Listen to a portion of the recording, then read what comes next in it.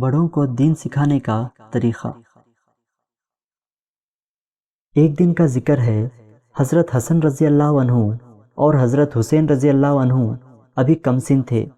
ان کے یہاں ایک بدو آیا۔ بدو بالکل دیہاتی اور گوار تھا، وضو کا صحیح طریقہ بھی نہیں جانتا تھا۔ نماز کا وقت ہوا، بدو وضو کرنے بیٹھا، جانتا تو تھا نہیں، غلط سلط کرنے لگا۔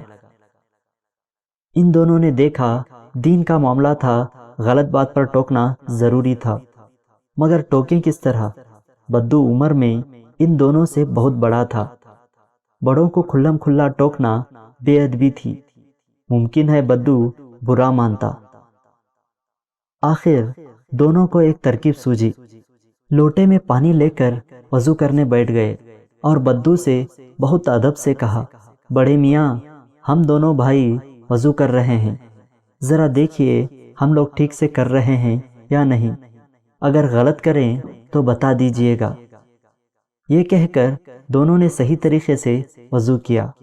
بدو غور سے دیکھتا رہا، اس کی سمجھ میں آ گیا کہ وضو کرنے کا صحیح طریقہ کیا ہے۔ اس طرح ان دونوں نے اپنے سے زیادہ عمر کے آدمی کو دین کی ایک بات بتا دی، ثواب کا ثواب ملا اور بدو کو برا بھی نہ لگا۔